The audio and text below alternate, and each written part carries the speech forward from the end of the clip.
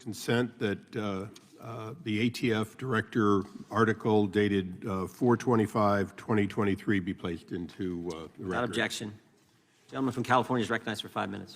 Thank you, Mr. Chairman. Director, are you an expert in firearms? If you're referring to the statement I made, there was a member who was a veteran. I respect very much people's service to our military, who said that he had been an expert. I told him I might not be an expert to the same extent he is, and I'm certainly not an expert to the same extent that people who work for decades at A.T.F. as firearms experts, who examine the mechanics, velocity speeds, okay, I'll take that as I'm not an expert at some level. Are you an expert on tobacco? I spent my career as a federal prosecutor putting gang members, violent criminals, cartel cases. No, I appreciate that. That's my background. Yeah. So I want to get the yes or no's. Try to make it quick. I'm not expecting a yes, to be honest. You're not an expert on tobacco. You're not an expert on guns. Are you an expert on explosives?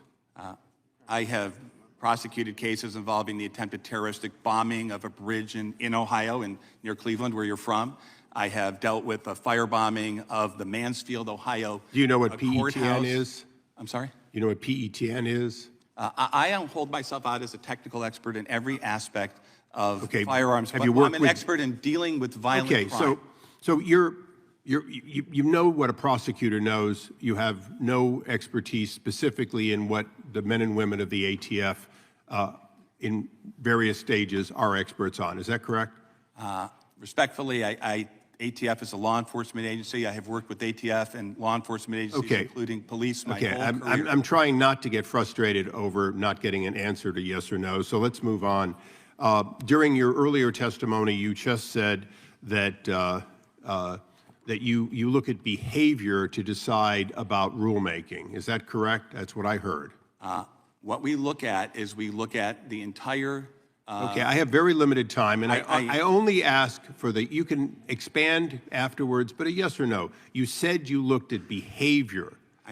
I don't recall the exact words. What we look at is we look at the laws that Congress passes and the public safety threats facing America. Okay, so as you look at behavior, which the record will show you were saying, does the Second Amendment, the Constitution, forgetting about statute, because you can forget about statute, Constitution clearly trumps statutes.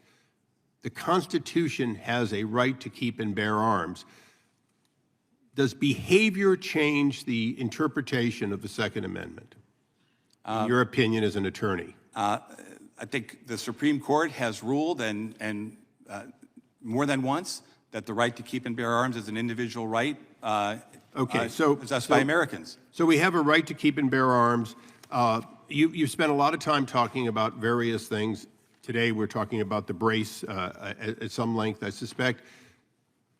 Does the brace increase the accuracy of a pistol, in your opinion, to the extent that you know? Congress said... No, don't answer. No, excuse me. I have limited time, and I insist on your answering the questions I ask, or don't waste any of our time. To the extent that you know enough to have proposed a rule that bans or registers braces, does a brace increase the accuracy of a pistol? My understanding is that Congress determined that the ability to shoulder short-barreled rifles made them, quote, unusually dangerous. You're not? Okay, unusually dangerous because it increases the accuracy. Unusually dangerous because Congress said so let's understand something. I appreciate you telling me what our body does, but you have two types of weapon, a pistol and a rifle. A rifle is more accurate than a pistol because it is better braced, correct?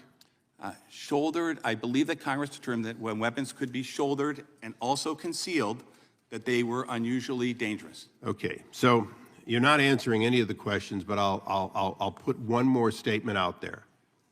Rifles are in, and look, I'm an EOD tech by training. I know more about explosives than I do about firearms, so we're just going to go through this.